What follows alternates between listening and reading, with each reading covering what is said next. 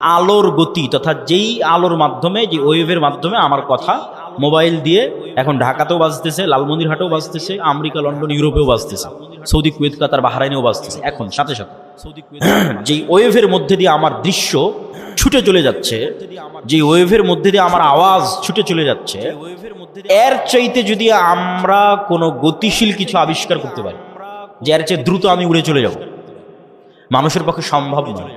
কিন্তু কল্পনা করেন যে আমরা করে ফেলেছি এরকম একটা আবিষ্কার, যে আমার আওয়াজ যত দ্রুত ঢাকায় যাচ্ছে আমি এর চেয়ে আগে ঢাকায় পৌঁছে যাব। এবং আবিষ্কার করার পর এখান থেকে বিমানে যদি ঢাকায় আমার যেতে আধা ঘন্টা লাগে, তো রাস্তার গাড়িতে 4 ঘন্টা লাগবে। তো আমি আধা ঘন্টা আগে ঢাকায় পৌঁছে গেছি, রাস্তার গাড়ি পৌঁছার আগে আমি ঢাকা পৌঁছে গেছি বিমানে। তো আমার এই আওয়াজ আমেরিকা পৌঁছার আগে আমি পৌঁছে গেছি। এত দ্রুত গতির আমরা কিছু আবিষ্কার করতে পেরেছি। এই আবিষ্কার করতে পারার পর এবার যদি 15 আলোক বর্ষ অতীতে চলে যায় দ্রুত, যে 15 বছর আগে যে কথা বলেছিলাম ওই কথা এখন মহাবিশ্বে যেই জায়গায় আছে ওর আগে আমি গিয়ে পৌঁছে যাব, যেহেতু আর চেয়ে দ্রুত আমি কিছু আবিষ্কার করতে পেরেছি। পৌঁছে গিয়ে এবার এই মোবাইলের মতো, এই ক্যামেরার মতো যদি ওখানে কিছু সেট করতে পারেন, তাহলে 15 বছর আগে আপনি কি বলেছিলেন ওই আপনার বলা কথা আপনি শুনতে পাবেন, বাঁচতেছে। 15 বছর আগে আপনি কি করেছিলেন, আপনার করা কাজ আপনি লাইভ দেখতে পাবেন, এই যে আমি এটা করতেছি, কেননা ওইটা এই আলোর তরঙ্গের মধ্যে সেভ আছে, হারায়নি। বিজ্ঞানীরা এখনো জানে না যে পৃথিবী যখন প্রথম সৃষ্টি হয়েছে তখন পৃথিবী থেকে যে আলো মহাবিশ্বের দিকে ছুটতে থেকেছে ওইটা এখনো মহাবিশ্বের শেষ মাথায় পৌঁছতে পেরেছে কিনা। তাহলে এভাবে যদি 1400 বছর আগে চলে যান, তাহলে মুহাম্মদ সাল্লাল্লাহু আলাইহি ওয়াসাল্লামের হাদিস বুখারীতে পড়া লাগবে না, আপনি কানে শুনতে পাবেন, নিজে কানে শুনতে পাবেন, যেমন এখন লাইভ বাজতেছে। তো 1500 বছর অতীতে চলে গেলে আলোর গতির চেয়ে বেশি গতি নিয়ে মুহাম্মদ সাল্লাল্লাহু আলাইহি ওয়াসাল্লামের হাদিস নিজে কানে শোনা যাবে। বদরের যুদ্ধ লাইভ দেখা যাবে, বাস্তবে হচ্ছে এটা দেখা যাবে।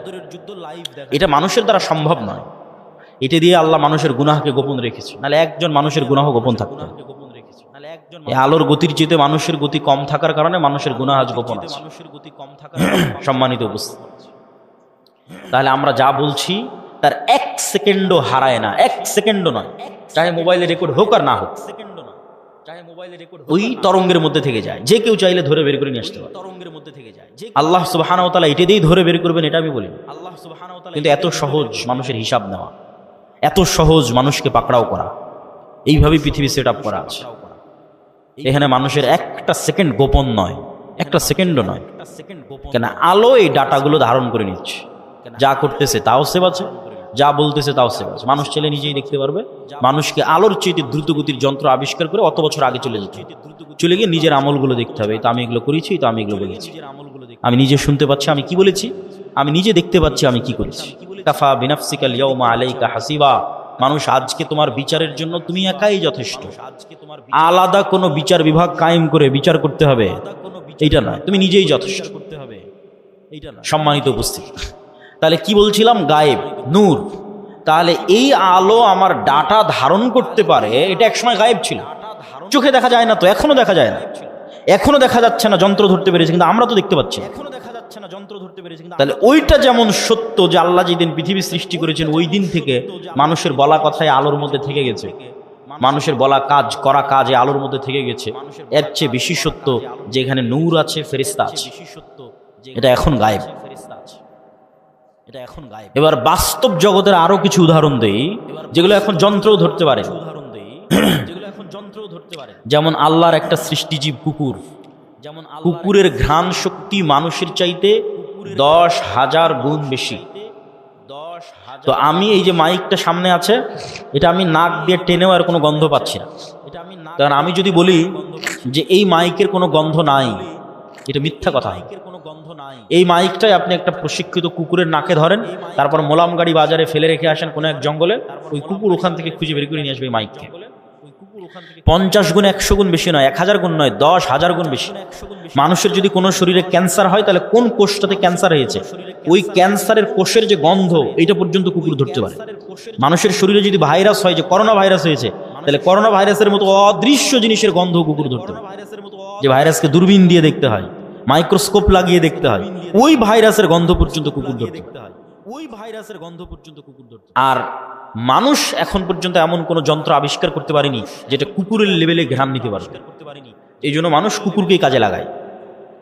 যে একটা যন্ত্র আমি আবিষ্কার করেছি যেটা কুকুরের মতো ঘ্রাণ নিতে পারবে, নাই এরকম কোনো যন্ত্র আবিষ্কৃত হয়। তাহলে পৃথিবীতে এমনও ঘ্রাণ আছে যেই ঘ্রাণ মানুষ পায় না, যেই ঘ্রাণ মানুষের তৈরি কোনো যন্ত্রও পায় না। এখন এখানে যদি মিসকে আম্বরের মতো সুগন্ধি থাকে, ধরেন কথার কথা ফেরেশতারা এসেছে, ফেরেশতাদের গায়ে মিসকে আম্বরের মতো সুগন্ধি আছে, ওই সুগন্ধি আমি পাচ্ছি না। কথা কি আমার বুঝতে পারছেন? তো আমি যে ওই সুগন্ধি পাচ্ছি না, তার মানে সুগন্ধি নাই, এটা কি ঠিক? এটা ঠিক নয়। ঠিক তেমনি এমনও আওয়াজ আছে, কবরের আযাব কই, শুনতে তো পাই না। পাশ দিয়ে পিঁপড়া যাচ্ছে, শুনতে পান? শুনতে পাই না। এই রেকর্ডারও যদি ওই পিঁপড়ার কাছে লাগান তবুও ধরা যাবে না পিঁপড়ার আওয়াজ। তাহলে পিঁপড়ার হাঁটার আওয়াজ হয় না? মিথ্যা কথা। সাপের যাওয়ার আওয়াজ হয় না? মিথ্যা কথা। ওইটা যেই লেভেলের সূক্ষ্ম আওয়াজ, ওটা আবার আল্লাহর আর এক সৃষ্টিজীব ধরতে পারে, যেমন হাতির মতো অন্য আরো কিছু প্রাণী আছে, আর আওয়াজ ধারণে খুবই সূক্ষ্ম, কয়েক লক্ষ কোটি কিলোমিটার দূরের আওয়াজ, সূক্ষ্ম থেকে সূক্ষ্ম আওয়াজ ধারণ করতে পারে। তাহলে কবরের আযাব হচ্ছে, কে শুনতে পায়? আল্লাহর সৃষ্টিজীব শুনতে পায়, মানুষ শুনতে পায়। তাহলে এটা এখনো পৃথিবীতে এরকম অসংখ্য সৃষ্টিজীব আছে যাদের একজনের কাজ আর একজনের সাথে মিলবে না। জানালাই খুঁজে পাবে না, কোথায় জানালা? একবার দেওয়ালের সাথে বাড়ি খাবে, একবার ছাদের সাথে বাড়ি খাবে, অথচ আপনি দেখতে পাচ্ছেন এটা জানালা, ও জানালা খুঁজে পায়। ওর দৃষ্টিশক্তি ওইভাবেই আল্লাহ সীমাবদ্ধ করে রেখেছে। তো ও যেমন জানালা খুঁজে পাচ্ছে না, ঠিক তেমন আপনি ফেরেশতা খুঁজে পাচ্ছেন না। ঠিক তেমন ওই পর্যন্তই আপনার জ্ঞানের সীমা, দেখার সীমা, অনুভূতির সীমা। সাপ মানুষকে দেখতে পাই যে আমি আব্দুল্লাহ 5 ফিট 5 ইঞ্চি 5 ফিট 6 ইঞ্চি মোটা, এরকম দাড়ি, সাদা কালো, যেভাবে আপনি আমাকে দেখছেন এভাবে সাপ দেয়। এভাবে দেখার ক্ষমতা আল্লাহ সাপকে দেয়নি। সাপ বুঝতে পারে তাপ দিয়ে বুঝতে পারে যে মানুষ। কুকুর ওইভাবে দেখতে পারে না। কুকুর মাত্র দুইটা জিনিস, দুইটা রং দেখতে পায়। তাহলে কুকুর কেমনে দেখবে যে আমি সাদা কালো উঁচু লম্বা মোটা? দেখতে পায় না। কুকুর গন্ধ দিয়ে চিনে যেটা আমার মনিব, গন্ধ দিয়ে চিনে যে মানুষ, এটা আমার মনিব। তাহলে এক একজনের দৃষ্টি সীমা, চিন্তা সীমা, দেখার সীমা আল্লাহ এক একভাবে ভাগ এবং বন্টন করে রেখেছে। এক একজনকে এক এক জগতে সীমাবদ্ধ করে রেখে দিয়েছে। মাছকে পানির জগতে সীমাবদ্ধ করে রেখে দিয়েছে। ঠিক সেরকম ফেরেশতার জগৎ এই পৃথিবীতেই আছে, ফেরেশতারাই আছে পৃথিবী, কিন্তু আপনি দেখতে পাচ্ছেন না কেন? আপনার ওই দেখা এবং শোনার সীমাবদ্ধতা আল্লাহ তৈরি করে রেখেছে। সম্মানিত উপস্থিতি, তাহলে পৃথিবীতে এমনও আওয়াজ আছে যা মানুষ শুনে না, মানুষের যন্ত্র শুনে না। এমনও গন্ধ আছে যা মানুষ নিতে পারে না, মানুষের যন্ত্র নিতে পারে না। ঠিক এমনও আলো আছে মানুষ দেখে না, মানুষের যন্ত্র দেখে না, আল্লাহর সৃষ্টি দেখে। রাসূলুল্লাহ সাল্লাল্লাহু আলাইহি ওয়াসাল্লাম বলেন, ইজা সামি'তুম সাইহাতাদ দিকা, যখন তোমরা মোরগের আওয়াজ শুনতে পাও তখন আল্লাহর কাছে কল্যাণ কামনা করো। ফা ইন্নাহা রাআতিল মালায়েকা, ফেরেশতাদের যে নূর, এই নূরের যে আলো, এই আলো মোরগ দেখতে পায়। বলেন আল্লাহু আকবার। তাহলে ফেরেশতা বিরাজমান, নূর বিরাজমান, মানুষের যন্ত্র দেখতে পায় না, মানুষ দেখতে পায় না, কিন্তু আল্লাহর এক সৃষ্টিজীব দেখতে পায়। রাসূল সাল্লাল্লাহু আলাইহি ওয়াসাল্লাম বলছেন, যখন তোমরা গাধার আওয়াজ শুনো, নুহাকাল হিমার, তখন ফাতাআউযু মিনাশ শাইতান, তখন তোমরা শয়তান থেকে পরিত্রাণ চাও। শয়তানের আলো আর এক ভিন্ন লেভেলের আলো, এটা আগুনের আলো, এটা অদৃশ্য। মাইক্রোওয়েভ ওভেনের যে হিটিং, এইটা যেমন অদৃশ্য, ঠিক তেমন জিনের আলো, শয়তানের আলো অদৃশ্য, কিন্তু ওই আলো কুকুর দেখতে পায়, গাধা দেখতে পায়, মানুষ দেখতে পায় না। সম্মানিত উপস্থিতি, তাহলে আমি আপনি দেখতে পাই না মানে অস্তিত্ব নাই, এটা সম্পূর্ণ মিথ্যা কথা, সম্পূর্ণ ডাহা মিথ্যা কথা। যেগুলোর নিদর্শন, যেগুলোর আলামত আল্লাহ নিজে পৃথিবীতে দিয়ে রেখেছে। তাহলে আমরা কি বলছিলাম? ফেরেশতা আছে, ফেরেশতার আওয়াজ মানুষ শুনতে পারে, ফেরেশতাকে দেখতেও পারে। বনু ইসরাইলের 3 জন ব্যক্তি অন্ধ, কুষ্ঠ, টাক, আল্লাহ ফেরেশতা পাঠিয়েছে তাদের কাছে মানুষ হিসেবে পরীক্ষা নেওয়ার জন্য। রাসূল সাল্লাল্লাহু আলাইহি ওয়াসাল্লাম একদিন মসজিদে নববীতে বসে আছে, একজন অপরিচিত মানুষ আসলো। যে অপরিচিত মানুষের পোশাকে সফরের আলামত নাই, লা ইউরা আসারুস সাফার, সফরের কোনো আলামত নাই, আর তাকে মদিনার কেউ চিনেও না। তো জিজ্ঞেস করছে, মাল ইসলাম, মাল ঈমান, মাল ইহসান, মাতাস সাআহ, ঈমান কি, ইসলাম কি, কিয়ামত কখন হবে? জিজ্ঞেস করে উত্তর নিয়ে বিদায় নিয়ে চলে যাচ্ছে। রাসূল সাল্লাল্লাহু আলাইহি ওয়াসাল্লাম বললেন, জানো কে এসেছিল? জিবরাইল এসেছিল দিন শিখানোর জন্য। তাহলে সাহাবীদের ফেরেশতাদের উপর ঈমান কোথায়? সাহাবীদের ঈমান ফেরেশতাদের উপর কোথায়? এই মর্মে এবার আরো কয়েকটা হাদিস আপনাদের সামনে তুলে ধরব। জাবের রাদিয়াল্লাহু তাআলা আনহু বলছেন, সাদ বিন মুআজ আনসারী সাহাবী, আউস খাজরাজ গোত্রের প্রধান, খন্দকের যুদ্ধে আহত অবস্থায় শহীদ হয়েছে। ইয়াং বয়সে 35, 38, 40 বছর বয়সে। রাসূল সাল্লাল্লাহু আলাইহি ওয়াসাল্লামের আশেপাশে যেগুলো ছিল সব ইয়াং। রাসূলুল্লাহ সাল্লাল্লাহু আলাইহি ওয়াসাল্লাম বললেন, ইহতাজ্জালাহু আরশুর রহমান, আল্লাহর আরশ কেঁপে উঠেছে সাদ বিন মুআজের মৃত্যুতে। ওয়া ফুতিহাত লাহু আবওয়াবুস সামা, আসমানের সব দরজা আজকে সাদ বিন মুআজের মৃত্যুতে খুলে দেওয়া হয়েছে। ওয়া শাহিদাহু ৭০ আলফাম মিনাল মালায়েকা, ৭০,০০০ ফেরেশতা আমাদের সাথে আজকের জানাজায় অংশগ্রহণ করেছে সাদ বিন মুআজের জানাজায়। বলেন আল্লাহু আকবার। সাদ বিন মুআজের জানাজায় বলেন আল্লাহু আকবার। তো আসমানের দরজা থাকতে পারে, এটা কঠিন তো কিছু নয়। আমরা তো আসমান থেকেই পৃথিবীতে এসেছি, জান্নাত থেকেই পৃথিবীতে এসেছি। আদি পিতা আদম আলাইহিস সালাতু ওয়াস সালাম তো আসমানেই ছিলেন, জান্নাতেই ছিলেন। এটা অস্বাভাবিক কিছু না। জান্নাত থেকে নামতে হলে তো কোনো না কোনো দরজা দিয়ে নেমেছে। সেই দরজা দিয়ে ঈসা আলাইহিস সালাতু ওয়াস সালাম উপরে উঠে গেছে, সেই দরজা দিয়ে মুহাম্মদ সাল্লাল্লাহু আলাইহি ওয়াসাল্লাম উপরে উঠে গেছে। ছিলামই তো আমরা জান্নাতে আসমানে। সুতরাং এই যোগাযোগ কঠিন, অস্বাভাবিক কিছু নয়। আর ফেরেশতা নেমে ৭০,০০০ ফেরেশতা নেমে অংশগ্রহণ করলে ওটা অস্বাভাবিক। আল্লাহ কোরআনে আয়াতই শুরু করেছে সূরা বাকারাতে যে মানুষ সৃষ্টি শুরুই হচ্ছে ফেরেশতাদের সাথে কথোপকথন। আদম আলাইহিস সালাতু ওয়াস সালাম চোখ খুলেই দেখতেছে ফেরেশতাদের, তাহলে এটা অস্বাভাবিক না। ঈমান বিল গায়ব না থাকার কারণে মনে হচ্ছে অস্বাভাবিক। ঈমান বিল গায়বে ইয়াকিন না থাকার কারণে। তখন জাবের রাদিয়াল্লাহু তাআলা কাঁদতেছে। আল্লাহর নবী বলতেছে, তুমি কেন কাঁদছো? মা জালাতিল মালায়েকাতু তুজিল্লু বিআজনিহাতিহা, আরে তুমি কাঁদছো কেন? তোমার বাপের লাশকে ফেরেশতারা এখনো ছায়া দিয়ে রেখেছে, এখনো ফেরেশতারা তোমার বাপের লাশকে ছায়া দিয়ে রেখেছে, তুমি কেন কাঁদছো? আয়েশা রাদিয়াল্লাহু তাআলা বলছেন, সাদ বিন মুআজের জানাজা উঠানো যায় না, এত ভারী। যুবক মানুষ, ওই যুগে তার এত বিরিয়ানি, এত পোলাও, এত বার্গার, পিৎজা ছিল না যে খেয়ে মোটা। আলাইহি ওয়াসাল্লাম খন্দকের যুদ্ধ থেকে ফিরে অস্ত্র রেখে দিয়েছেন, গোসল করতে চলে গেছেন। জিবরাইল উপস্থিত হয়ে রাসূল সাল্লাল্লাহু আলাইহি ওয়াসাল্লামকে বলতেছে, আপনি অস্ত্র রেখেছেন? মা ওয়াজা'নাস সিলাহ, ফেরেশতারা এখনো অস্ত্র রাখেনি। ফেরেশতারা কেন অস্ত্র রাখেনি? বানু কুরাইজা, বানু কায়নুকা, বানু নজির, তিনটে ইহুদি গোত্র গাদ্দারি করেছে, এদের শাস্তি দিতে হবে। আল্লাহর নবী সাহাবীদের বললেন, ফেরেশতারা অস্ত্র রাখেনি। জিবরাইল এসে বলতেছে, চলো যুদ্ধ এখনো শেষ হয়নি, যুদ্ধ করতে হবে। সব সাহাবী মিলে অস্ত্র উঠিয়ে আবার যুদ্ধের জন্য এগিয়ে গেলেন। এই পর্যন্ত আয়েশা রাদিয়াল্লাহু তাআলা আনহার বর্ণনা। এবার আনাস রাদিয়াল্লাহু তাআলা বলছেন, কান্নি আনজুরু ইলাল গুবারি সাতিআন ফি যুকাক বানি গানাম, বলছেন সাহাবীরা সহ আল্লাহর নবী সহ যখন আমরা বের হচ্ছি ইহুদি গোত্রগুলোর দিকে এগিয়ে যাওয়ার জন্য, তখন আমাদের সামনে দেখছি ধুলায় অন্ধকার। ঠিক যেমন 500, 1000 মোটরসাইকেলের শোডাউন দিলে গ্রামের রাস্তায় ধুলা উঠতে থাকে, পিছনের গাড়িতে করে যদি আপনি থাকেন দেখবেন যে ধুলায় অন্ধকার হয়ে গেছে রাস্তা। বলে আমরা যাচ্ছি তো সামনে ধুলায় অন্ধকার, কিসের ধুলা? আনাস রাদিয়াল্লাহু তাআলা বলছেন, আমাদের আগে আগে জিবরাইলের ঘোড়সওয়ার বাহিনী যাচ্ছে। আল্লাহু আকবার। জিবরাইলের ঘোড়সওয়ার বাহিনীর পায়ের আঘাতে ধুলা তৈরি হয়েছে।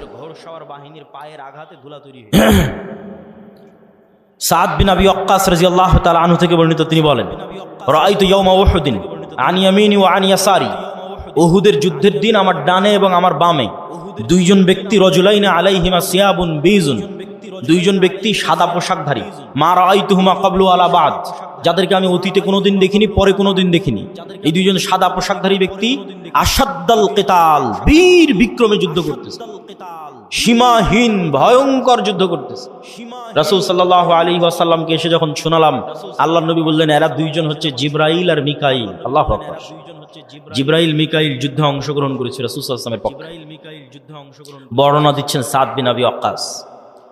একজন সাহাবী এক যুদ্ধে এক মুশরিকের পিছনে ধাওয়া করতেছে, তো আকাশ থেকে আওয়াজ আসতেছে, আকদিম ইয়া হাইজুম, হে হাইজুম তুমি এগিয়ে চলো। আওয়াজ আসা মাত্রই এই সাহাবী ওই মুশরিকের উপর আক্রমণ করার আগেই মুশরিক উল্টে পড়ে আছে এবং ক্ষত স্থান থেকে রক্ত বের হচ্ছে, আহত স্থান থেকে রক্ত বের হচ্ছে।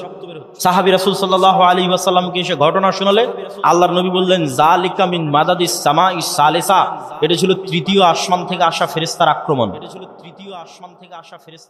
উহুদের যুদ্ধের দিন হানজালা রাদিয়াল্লাহু তাআলা আনহু শহীদ হয়েছে। তার স্ত্রীর মারফতে জানা যাচ্ছে যে তিনি ফরজ গোসল অবস্থায় বাসর ঘর থেকে বের হয়ে গেছেন জিহাদের ডাক শুনে। সাহাবীরা আল্লাহর নবীকে বললেন হানজালাকে গোসল দিতে হবে। রাসূল সাল্লাল্লাহু আলাইহি ওয়াসাল্লাম বলেন ইন্না সাহিবাকুম তুগাসসিলুহুল মালায়েকা, তোমরা আর হানজালাকে কি গোসল দিবা? ফেরেশতারা ইতিমধ্যে গোসল দিয়ে ফেলেছে। তাহলে এবার আপনি শুধু চিন্তা করবেন সাহাবীদের ঈমান ফেরেশতার অস্তিত্বের উপর, আর আমার আর আপনার ঈমান ফেরেশতার অস্তিত্বের উপর। ঈমান বিল গায়বে ইয়াকিন, যেটা আমাদের বক্তব্যের মূল বিষয়বস্তু, যার এক পয়েন্টে আমরা আছি ঈমান বিল মালায়েকা, ফেরেশতার উপর ইয়াকিন, ফেরেশতার অস্তিত্বের উপর ইয়াকিন। এগুলো কি শুধু হাদিসে এসেছে? না। এগুলো কি শুধু হাদিসে এসেছে? না, স্বয়ং আল্লাহ সুবহানাহু ওয়া তাআলা কোরআন মাজিদে বলতেছে। আল্লাহ সুবহানাহু ওয়া তাআলা কোরআন মাজিদে মুসলমানদের বিভিন্ন যুদ্ধে ফেরেশতা অবতীর্ণ করার কথা ৫-৬ আয়াতে বলেছে। ইস্তাস্তাগীসুনা রাব্বাকুম ফাস্তাজাবা লাকুম আন্নী মুমিদ্দুকুম বিআলফিম মিনাল মালাইকাতি মুরদিফিন, তোমরা আল্লাহর কাছে বিপদে পড়ে সাহায্য চেয়েছিলে, আমি আল্লাহ আসমান থেকে তোমাদের পক্ষে ১,০০০ ফেরেশতা অবতীর্ণ করেছি। আর এক আয়াতে আল্লাহ সুবহানাহু ওয়া তাআলা বলছেন ইস্তাকুলু লিল মুমিনিনা আলাই ইয়াকফিয়াকুম আন ইউমিদ্দাকুম রাব্বুকুম বিসালাসাতি আলাফিম মিনাল মালাইকা, তোমাদের জন্য কি যথেষ্ট নয় যে আল্লাহ আসমান থেকে ৩,০০০ ফেরেশতা অবতীর্ণ করেছে? যদি প্রয়োজন হয় আল্লাহ ৫,০০০ ফেরেশতা আসমান থেকে অবতীর্ণ করবে। সম্মানিত উপস্থিতি, তাহলে ফেরেশতারা আল্লাহর নবীর পক্ষ হয়ে যুদ্ধে অংশগ্রহণ করেছে, আর সেই ফেরেশতাদের সাহাবীরা দেখেছে, সেই ফেরেশতাদের অস্তিত্বের প্রভাব সাহাবীরা দেখেছে। আবু সাঈদ খুদরি রাদিয়াল্লাহু তাআলা আনহু থেকে বর্ণিত, তিনি বলেন উসাইদ বিন হুযাইর নামে এক সাহাবী তার কৃষি কাজের জায়গায় রাতের বেলা কোরআন তেলাওয়াত শুরু করেছে। কোরআন নূর, কোরআন তেলাওয়াত শুরু করেছে। তো তার ঘোড়া লাফালাফি করতেছে কোরআন তেলাওয়াত শুনে, উনি কোরআন তেলাওয়াত থামিয়ে দিয়েছেন, আবার শুরু করলেন, আবার ঘোড়া লাফালাফি করলো। ৩ বার এরকম হওয়ার পর আর কোরআন তেলাওয়াতই করলেন। আল্লাহর নবীকে এসে ঘটনা শোনালে আল্লাহর নবী বললেন তিলকাল মালাইকাতু দানাত লিসাউতিক, উসাইদ তোমার কোরআন তেলাওয়াতের আওয়াজে আল্লাহর ফেরেশতারা সব ওখানে নিকটবর্তী হয়ে গেছিল, যেই ফেরেশতাদের দেখে ঘোড়া লাফালাফি করতেছে। তুমি যদি সকাল পর্যন্ত তেলাওয়াত অব্যাহত রাখতে, মানুষেরও ফেরেশতাকে দেখি না। মানুষের ফেরেশতাকে দেখা অস্বাভাবিক কিছু নয়, যেটা আমরা শুরুতেই 2টা দলিল দিয়ে নিয়েছি যে মানুষ ফেরেশতাকে দেখতে পারে। সম্মানিত উপস্থিতি, তাহলে ফেরেশতারা অস্তিত্বশীল, ফেরেশতারা বিরাজমান, এবং কিয়ামতের পূর্ব মুহূর্তেও মানুষ ফেরেশতা দেখবে। মানুষের যদি ঈমান বিল গায়ব নাও থাকে তবুও দেখবে। ঈসা আলাইহিস সালাতু ওয়াস সালাম যখন নেমে আসবে তখন 2 ফেরেশতার কাঁধে নেমে আসবে। দাজ্জাল যখন মক্কা এবং মদিনায় প্রবেশ করবে তখন ফেরেশতারা উন্মুক্ত তরবারি হাতে থাকবে। তো এই আলোচনা থেকে আমাদের শিক্ষা কি? এই আলোচনা থেকে আমাদের শিক্ষা হচ্ছে যে পৃথিবীতে মানুষ 2 ধরনের, হয় শয়তানের গোলাম, শয়তানের বন্ধু, আর না হলে আল্লাহর গোলাম, আল্লাহর ফেরেশতার বন্ধু। আপনি নিজেকে খুঁজে নিতে পারেন যে আপনি কোন কাতারে, আপনি শয়তানের গোলাম, শয়তানের বন্ধু, না আল্লাহর গোলাম, ফেরেশতার বন্ধু। দেখেন রাসূল সাল্লাল্লাহু আলাইহি পরীক্ষা যে আপনি শয়তানের সাথে না ফেরেশতার সাথে। রাসূল সাল্লাল্লাহু আলাইহি ওয়াসাল্লাম বলছেন যে জিবরাইল আমাকে মেসওয়াক করতে বলছে, তো মেসওয়াক করতে করতে আমার দাঁতের মাড়ির গোস্ত পর্যন্ত ছিলে গেছে। কেন মেসওয়াক করতে বলছে? আমার মুখের গন্ধে জিবরাইলের কষ্ট হয়। তো আল্লাহর নবীর পবিত্র মুখের গন্ধে জিবরাইলের কষ্ট হয়, তাই বারবার মেসওয়াক করতে বলছে। আর আপনার আটমল শিবগঞ্জের যে মানুষ রাত দিন বিড়ি সিগারেট খাচ্ছে, ওর কাছে ফেরেশতা আছে না শয়তান আছে? একটু জোরে বলেন, কি আছে? শয়তান আছে। সে শয়তানের বন্ধু, সে শয়তানের গোলাম। মনে করেন আটমলের একটা বাড়ি, যে বাড়িতে ঢুকতে সালাম দেওয়া হয়, খাওয়ার শুরুতে বিসমিল্লাহ বলা হয়, টয়লেট বাথরুমে গেলে সেই টয়লেট বাথরুমের দোয়া পড়া হয়, 5 ওয়াক্ত সালাতে ওযু করা হয়, সালাত আদায় করা হয়, বাড়িতে কোরআন তেলাওয়াত করা হয়, তাহলে ওই বাড়িতে কারা আছে? ফেরেশতারা আছে। নূরে পরিপূর্ণ বাড়ি। ঠিক যেমন আজ থেকে 100 বছর আগের মানুষ জানতো না যে আমার কথা এইভাবে আমেরিকায় গিয়ে বাজতে পারে, ওই রকম নূর আপনি জানেন না, কিন্তু আপনার বাড়ি নূরে পরিপূর্ণ। ঠিক এই আলো যেমন দেখা যাচ্ছে, এরকম অদৃশ্য একটা আলো, যে আলো তুই বাড়ি পরিপূর্ণ হয়ে আছে, সেটা হচ্ছে নূর। আর আরেকটা বাড়ি যেখানে কেউ সালাম দিয়ে ঢোকে না, যেখানে কেউ আল্লাহর নাম নিয়ে খায় না, যেখানে কেউ পেশাব থেকে সচেতন সতর্ক থাকে না, পবিত্র হয় না। ফেরেশতারা প্রচন্ড পবিত্র, মুতাহহারুন, এদের অপবিত্র হওয়ার কোনো সুযোগ নাই। এই জন্য এরা পবিত্র মানুষকে ভালোবাসে। আর শয়তান নিকৃষ্ট, এই জন্য অপবিত্র মানুষকে ভালোবাসে। তো পেশাব থেকে যত্ন নেয় না, ফরজ গোসল করে না, নামাজ পড়ে না, বাড়িতে মাসকে মাস বছরকে বছর কোনোদিন কোরআন তেলাওয়াত হয়নি, ওই বাড়িতে নূর আছে? ওই বাড়িতে নূর নাই, ওই বাড়িতে ফেরেশতা নাই, বাড়িতে ছবি টাঙ্গানো আছে, বাড়িতে কুকুর থাকে। লা তাদখুলুল মালায়েকাতু ফি বাইতিন ফিহি সূরুন আও কালবুন, ওই বাড়িতে রহমতের ফেরেশতা প্রবেশ করে না যে বাড়িতে ছবি আছে, যে বাড়িতে মূর্তি আছে। তাহলে একটা বাড়ি যে বাড়িতে লাইট জ্বলছে না, কারেন্ট জ্বলতেছে না, অন্ধকার, ওই বাড়িটা কবরের মতো অন্ধকার কেন? ওই বাড়িতে নূর নাই। একটা অদৃশ্য আলো যেটা জ্বলতো, সে অদৃশ্য আলো ওই বাড়িতে নাই, ওই বাড়ি কবরের মতো অন্ধকার, নূরবিহীন বাড়ি, ফেরেশতার অস্তিত্ববিহীন বাড়ি, শয়তানে পরিপূর্ণ বাড়ি, কালোয় অন্ধকারে অন্ধকারাচ্ছন্ন বাড়ি। আমি আপনাকে কোনো ফাজাইল আমলও শোনাচ্ছি না, আমি আপনাকে কোনো হুকুম আহকাম ফতোয়াও শোনাচ্ছি না, আমি আপনাকে পৃথিবীর রিয়ালিটি বলতেছি যে পৃথিবীতে আসলে চলতেছে কি। আপনি যে পৃথিবীর খেলার মাঠে নেমেছেন, এই খেলার মাঠের বাস্তবতাটা কি এটা আপনাকে ধরিয়ে দিচ্ছে। যেমন ক্রিকেট খেলতে নামলে, ফুটবল খেলতে নামলে, গ্রামের আর কোনো খেলা খেলতে নামলে ওর নিয়ম থাকে যে এই দাগ পার হলে আউট, আর এই দাগ পার হলে নট, আর এই হলে ছক্কা, এই হলে উমুক তুমুক। তো এই পৃথিবীতে খেলার নিয়মটা কি? সেটাই হচ্ছে গায়েবের কার্যকরণের সূত্র। দুনিয়ার কার্যকরণের সূত্রই সবকিছু নয়, গায়েবের কার্যকরণের সূত্র আসল। দুনিয়ার কার্যকরণের সূত্রে ইমিডিয়েট ফল হতে পারে, স্থায়ী নয়। গায়েবের কার্যকরণের সূত্রের সাথে যার সূত্র মিলে যাবে, অর ফল স্থায়ী, অর ফল দীর্ঘমেয়াদী। তো ওই গায়েবের কার্যকরণের সূত্র আপনাকে জানা থাকতে হবে, কি করলে কি হয়, গায়েবে কি করলে কি হয়, গায়েবের কার্যকরণের সূত্র অনুযায়ী কি করলে কি হয়, এটা হলো খেলার নিয়ম। আপনি দুনিয়ার কার্যকরণের সূত্র অনুযায়ী কিছু করে ইমিডিয়েট রেজাল্ট পেয়ে যেতে পারেন, যেটা যদি গায়েবের কার্যকরণের সূত্রের সাথে না মিলে ওইটা দীর্ঘমেয়াদী দীর্ঘস্থায়ী হবে না। যেমন দুর্নীতি করে ধোকা দিয়ে আপনি ইমিডিয়েট কিছু রেজাল্ট পেয়ে যেতে পারেন, কিন্তু এটা গায়েবের কার্যকরণের সূত্র যেটা নির্ধারণ করা আছে রিজিক বাড়ার, ওইটার সাথে মিলে না।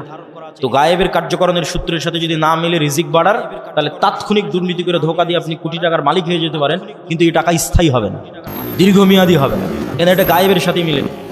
গায়েবের কার্যকরণের সূত্র আসল, ওইটা জানতে হবে, ওইটা ওহির মাধ্যমে জানা যায়, ওইটা কোরআনে জানা যায়। কোরআনে বলা আছে কি করলে কি হয়, কি করলে কি পাওয়া যাবে। সম্মানিত উপস্থিত, ঈমান বিল গায়েবের এই বক্তব্য দেওয়ার কারণ, ঈমান বিল গায়েবের এই বক্তব্য দেওয়ার এক নম্বর কারণ হচ্ছে আজকের মুসলমানদের অধপতনের মূল কারণই হচ্ছে ঈমান বিল গায়েব। আল্লাহর অস্তিত্ব, ফেরেশতার অস্তিত্বের উপর ঈমান নাই, পরকালের উপর ঈমান নাই। এই জন্যই তো মন্দির পাহারা দিয়ে শিরক করে ভোট নিয়ে ক্ষমতায় যেতে হবে। কেননা আল্লাহর অস্তিত্ব, আল্লাহর ক্ষমতা, গায়েবের মদত, গায়েবী মদতের উপর ঈমান নাই। আর গায়েবী মদত ছাড়া মুসলমানদের বিজয় অতীতে কোনোদিন হয়নি, ভবিষ্যতে কোনোদিন হবে না। অতীতে যদি একবারও হতো তাও না হয় বলতাম যে হ্যাঁ একবার হয়েছে। অতীতে প্রত্যেক বিজয় গায়েবী মদতে, প্রত্যেক বিজয়, প্রত্যেক নবী রাসূল, প্রত্যেক বিজয়ী নেতা যখন বিজয় অর্জন করেছে তখন সে দুর্বল, দুনিয়ার দৃষ্টিতে দুর্বল, কিন্তু বিজয় অর্জন হয়েছে। সুলতান সালাহুদ্দিন আইয়ুবী যখন হিত্তিনি বিজয় অর্জন করে তখন সালাহুদ্দিন আইয়ুবী ইউরোপীয় ক্রুসেডারদের তুলনায় দুর্বল। সুলতান মোহাম্মদ আল ফাতেহ যখন ইস্তাম্বুল বিজয় করে তখন সুলতান মোহাম্মদ আল ফাতেহ বাইজেন্টাইন সাম্রাজ্যদের তুলনায় দুর্বল। যখন সুলতান জহিরুদ্দিন আল বেরবাস হালাকু খাঁ চেঙ্গিস খাঁকে পরাজিত করে তখন পুরো দুনিয়াতে হালাকু খাঁ চেঙ্গিস খাঁকে পরাজিত করতে পারবে এরকম কোনো শক্তি, এরকম কোনো সাহস পৃথিবীতে ছিল না। তাহলে কত দুর্বল জহিরুদ্দিন আল বেরবাস। মোহাম্মদ ইসলাম যখন বদর, ওহুদ, খন্দকে যুদ্ধ করে তখন মোহাম্মদ ইসলাম মক্কার কাফের মুশরিকদের তুলনায় অনেক অনেক দুর্বল। আমর ইবনুল আস, খালিদ বিন ওয়ালিদ এরা যখন জেরুজালেম বিজয় করে, ওমর ইবনুল খাত্তাব এবং সাহাবীরা যখন মিশর, শাম, রোমান, পারস্য বিজয় করে তখন রোমান পারস্যদের তুলনায় তারা দুর্বল। ইউশা বিন নুন যখন জেরুজালেম বিজয় করে তখন ইউশা বিন নুন, জেরুজালেমের আমালেকা গোত্র কি ভয়ঙ্কর, কোরআনে আল্লাহ সুবহানাহু ওয়া তাআলা সেই ঘটনা তুলে ধরেছে। আল্লাহ যখন মুসা আলাইহিস সালামকে বললেন যে যাও তোমার কওম নিয়ে যুদ্ধ করো, তখন মুসা আলাইহিস সালামের কওম কি বলল? ইযহাব আনতা ওয়া রাব্বুকা ফাকাতিলা। কেন আমালেকা গোত্র বিশাল দেহি, ভয়ঙ্কর শক্তিশালী, কেউ সাহস করেনি এদের সাথে যুদ্ধ করে। মুসা তুমি আর তোমার আল্লাহ গিয়ে যুদ্ধ করো। কিন্তু দুইজন ব্যক্তি যাদের ঈমান বিল গায়বে ইয়াকিন ছিল তারা বলল যে আমরা যুদ্ধ করব, তাতে জয় হোক আর পরাজয় হোক, এদের ঈমান বিল গায়বে ইয়াকিন ছিল। এই দুইজনের একজন ইউশা বিন নুন। আল্লাহ 40 বছর শাস্তি দেওয়ার পর, উদ্ভ্রান্ত পাগলের মতো সিনাই মরুভূমিতে ঘুরে বেড়ানোর পর মুসা আলাইহিস সালাম যখন মারা গেলেন, ইউশা বিন নুন নবী হলেন। তখন ইউশা বিন নুন এবার বানু ইসরাইলকে নিয়ে তওবা করে জেরুজালেম বিজয় করতে যাচ্ছে ওই আমালেকা গোত্রের বিরুদ্ধে, যাদের কাছে এরা একদম দুর্বল, তো শুক্রবারের দিন বিকেলবেলা ইউসা বিন নুন আল্লাহর কাছে দোয়া করতেছে, আল্লাহ সন্ধ্যা হয়ে গেলে যুদ্ধ বন্ধ করতে হবে, কেন শনিবার ইহুদি ধর্ম অনুযায়ী পবিত্র দিন, আপনি সূর্যকে থামিয়ে দিন, আমরা যুদ্ধে বিজয় অর্জন করি। আল্লাহ পৃথিবীর ইতিহাসে একবারের জন্য, শুধু একবারের জন্য সূর্যকে থামিয়ে দিলেন। কিছু মুফাসসির বলেছেন কয়েক দিনের জন্য থামানো ছিল, কিছু মুফাসসির বলেছেন কয়েক ঘন্টার জন্য থামানো ছিল। সূর্য আটকে থেমে থেকে গেল। গায়েবী মদদে ইউসা বিন নুন বিজয় অর্জন। মুসলমানদের বিজয় অতীতে কোনোদিন গায়েবী মদদ ছাড়া হয়নি, আগামী কিয়ামত পর্যন্ত কোনোদিন গায়েবী মদদ ছাড়া হবে না। এই জন্য গায়েবী মদদে বিশ্বাস লাগে, ইমান বিল গায়েবে ইয়াকিন লাগে। আর ইমান বিল গায়েবে ইয়াকিন না থাকার জন্য মুসলমান মুনাফিকে পরিণত হয়ে গেছে। আজকের মুসলমানেরা মুনাফিক অধিকাংশ। লাম্মা ইয়াদখুলুল ঈমানু ফি কুলুবিহিম, তাদের কলবে ঈমান প্রবেশ করে। কেন লা ঈমান আল ঈমান লা আমানাত লাহু, এক কলবে ঈমানের নূর আর মিথ্যার অন্ধকার একসাথে থাকতে পারে। অথচ গত 16 বছর কত ওসি ডিসি এসপি মন্ত্রী মিনিস্টার, আজকে এখনো কত sub registrar Sealand lakh lakh টাকা দিয়ে ওমরা করে আসতেছে, কত জালসা মসজিদ মাদ্রাসার কমিটির মেম্বার, অথচ ওর পদে যখন বসে তখন ঘুষখোর। তাহলে লাম্মা ইয়াদখুলুল ঈমানু ফি কুলুবিহিম, অন্তরে ঈমান প্রবেশ করে, ঈমান বিল গায়েব নাই, বাহ্যিক ইসলাম নিয়ে মানুষকে ধোঁকা দিচ্ছে। অথচ আবু সুফিয়ান কোনোদিন মিথ্যা বলেনি, মুহাম্মদ সাল্লাল্লাহু আলাইহি ওয়াসাল্লামের বিরুদ্ধে মিথ্যা বলেনি। আবু তালেব কাফের হতে পারে, আবু লাহাব কাফের হতে পারে, মিথ্যুক দুর্নীতিবাজ ধোঁকাবাজ নয়। এই জন্য আবু তালেব নিজে ইসলাম গ্রহণ না করলেও আবু তালেবের ছেলে আলী যখন ইসলাম গ্রহণ করেছে তখন মহানেতা। কেন নেতাই তৈরি হয় সত্যবাদিতা, আমানতদারিতা, ন্যায়পরায়ণতার। আর মুসলমানদের মধ্যে নেতা তৈরি হওয়া বন্ধ হয়ে গেছে। কেন মুসলমানেরা সত্যবাদী আমানতদার থাকতেই পারছে না, নেতা কিভাবে তৈরি হবে? আর এই নেতা যেন আর কোনোদিন তৈরি না হতে পারে, এই জন্য দুটো পদ্ধতি মুসলমানদের উপর চাপিয়ে দেওয়া আছে। একটা হচ্ছে গণতন্ত্রের কালচার, আর একটা হচ্ছে সুদী অর্থনীতি। গণতন্ত্র এমন এক কালচার যেখানে এক দল আর এক দলের বিরুদ্ধে মিথ্যা তো বলবেই। এই শিবগঞ্জ আসনে এরকম যত আসন আছে, একই আসনের 6-7 জন 10 জন মনোনয়ন প্রার্থী একজন আরেকজনের বিরুদ্ধে মিথ্যা বলতেছে। তাহলে নেতৃত্বই তৈরি হবে না সত্যবাদিতা আমানতদারিতা ছাড়া। আর এখানে গণতন্ত্রের নেতৃত্ব শুরুই হচ্ছে কি দিয়ে বলেন তো? মিথ্যা এবং দুর্নীতি দিয়ে। তাহলে যেই নেতার নেতৃত্বই শুরু হচ্ছে মিথ্যা এবং দুর্নীতি দিয়ে, ওই নেতা যখন ক্ষমতায় যাবে ওকে টাকা ছিটালে আমেরিকার, ইউরোপের আর ভারতের কিনে নেওয়া 1 সেকেন্ডের ব্যাপার। কেননা ও জন্মগত মিথ্যুক, জন্মগত দুর্নীতিবাজ। এই জন্যই গণতন্ত্র টিকিয়ে রাখা আছে, যেন সৎ নেতার জন্মই না হতে পারে। এমন নেতা আসুক যাকে আমি কিনে নিতে পারি। আর মুসলমানদের মধ্যে এই স্বভাব আগে ছিল না। এই স্বভাব হচ্ছে ইউরোপীয় উপনিবেশ থেকে তৈরি হয়েছে, 150-200 বছরের ব্রিটিশ শাসনের গোলামি করার কারণে তৈরি হয়েছে। এবং যেখানে ইউরোপীয় উপনিবেশ যত কঠিন, ওখানে মুসলমানদের মিথ্যা, দুর্নীতি, ধোঁকার প্রবণতা তত বেশি। যেখানে ইউরোপীয় উপনিবেশ যত কঠিন, ওখানে মুসলমানদের মিথ্যা, ধোঁকা, দুর্নীতির প্রবণতা তত বেশি। আপনি পরীক্ষা করে দেখতে পারেন। বিস্তারিত আজকে এই বক্তব্যে বলতেছি না, আমার অন্য বক্তব্যে বিস্তারিত বলা আছে। কিন্তু এইখান থেকে আপনাকে শিখতে হবে যে নেতৃত্বের বিকাশই হয়, তৈরি হয় সত্যবাদিতা, আমানতদারিতা, ন্যায়পরায়ণতার উপরে। ঈমান বিল গায়েব অন্তরে থাকলে, পরিপূর্ণরূপে ঢুকে গেলে ওইটা অটোমেটিক আসবে। এই জন্য আমাদের এমন একটা প্রজন্ম দরকার যে প্রজন্ম ঈমান বিল গায়েবে ইয়াকিন রাখে। আমাদের এমন একটা প্রজন্ম দরকার যে প্রজন্ম সত্যবাদিতা, আমানতদারিতা, ন্যায়পরায়ণতায় চুল পরিমাণ ছাড় দেয় না, বিক্রি হয় না। এরকম একটা প্রজন্ম দরকার যারা নিজ দিনের উপর কট্টর, যারা নিজ দিনের উপর কঠোর। আপনি ভারতের হিন্দু ধর্ম নিয়ে ট্রল করতে পারেন, মজাক করতে পারেন, ঠাট্টা করতে পারেন, কিন্তু তাদের ধর্ম যত ভ্রান্তই হোক, তারা তাদের দিনের উপর কঠোর থেকে একটা সেকুলার রাষ্ট্রকে হিন্দু রাষ্ট্র বানিয়ে দিয়েছে। আর আপনার নবীর দিন বিশুদ্ধ হওয়ার পরেও, 47 দিনের নামে রাষ্ট্র তৈরি করার পরেও, 71 এবং 24 হাজার হাজার মুসলমান রক্ত দেওয়ার পরেও এখনও আপনি মুখ খুলে বলতে পারেন না যে না আমার দিনই ঠিক, আমার দিনই রাষ্ট্রে বাস্তবায়ন করতে হবে, সেকুলারিজম নয়। এটা মুখ খুলে বলতে পারেন। কেন মুখ খুলে বলতে পারেন না? এটাই গোলামি, এটাই হচ্ছে গোলামি। এই গোলামির জিঞ্জির যতক্ষণ না ভাঙবে, ইবনে খালদুন বলেছেন রাষ্ট্র তৈরি হয় আসাবিয়া দিয়ে। যেই দিন মুসলমানেরা বলবে যে আমার দিনই ঠিক, আমার দিনই রাষ্ট্রে প্রতিষ্ঠিত হতে হবে, আল্লাহর নবীর সুন্নাতে ব্যক্তিগত, পারিবারিক, সামাজিক জীবনে কোথাও ছাড় দেবে না, সেই দিন স্বাধীন। এটাই স্বাধীনতা, এটাই গোলামির জিঞ্জির থেকে মুক্তি। আর আরেকটা কি বলেছিলাম? মিথ্যার কালচার তৈরি করা, সুদ। আজকে যত মা বোন উপস্থিত আছে তাদের মধ্যে যতজন কিস্তিতে টাকা নিয়েছে, যতজন কিস্তিতে লোন নিয়েছে, তাদের মধ্যে শতকরা কতজন সত্য বলে? যতজন কিস্তিতে টাকা নিয়েছে তাদের মধ্যে শতকরা কতজন সত্য বলতে পারে? এবার আমি না চলেন আল্লাহর নবী কি বলছে যে কয়জন সত্য বলতে পারে। আল্লাহ নবী বলছেন আল্লাহুম্মা আউযুকা মিনাল মা'সামি ওয়াল মাগরাম, আল্লাহ ঋণ থেকে বাঁচতে চাই, পাপ থেকে বাঁচতে চাই। আর এক হাদিসে রাসূল সাল্লাল্লাহু আলাইহি ওয়াসাল্লাম আরেক দোয়া বলছে আল্লাহুম্মা আউযুকা মিন যাল'id দাইনি ওয়া গালাবাতির রিজাল, আল্লাহ ঋণের বোঝা থেকে বাঁচতে চাই। সাহাবীরা জিজ্ঞেস করলেন এত কেন লোন থেকে বাঁচতে চান? আল্লাহ নবী বললেন মানুষ যখন লোন নেওয়া শুরু করে তখন মিথ্যা বলা শুরু করে। যেই দিন থেকে লোন নেওয়া শুরু ওই দিন থেকে মিথ্যা বলা শুরু। আর মিথ্যা বললে নেতা তৈরি হবে না, গোলাম তৈরি হবে। তাহলে যে মা বোন কিস্তিতে লোন নিয়েছে এবং মিথ্যা বলতেছে প্রতিনিয়ত, ছেলেকে দিয়ে মিথ্যা বলাচ্ছে, এই সমস্ত পরিবার থেকে নেতা তৈরি হবে না, গোলাম তৈরি হবে। এই জন্য আমাদের কোথাও প্রকৃত নেতা নাই, সব জায়গায় গোলাম বসে আছে। কেননা মিথ্যুক মানেই গোলাম, দুর্নীতিবাজ মানেই গোলাম, আর একজনের কাছে টাকার কাছে বিক্রি হয়ে যাবে, গোলাম। সম্মানিত উপস্থিত, বক্তব্যের শেষে গুরুত্বপূর্ণ কয়েকটা কথা। এই আটমূল সালাফিয়া মাদ্রাসা আল জামিয়া সালাফিয়ার সাথে অধিভুক্ত একটি শিক্ষা প্রতিষ্ঠান।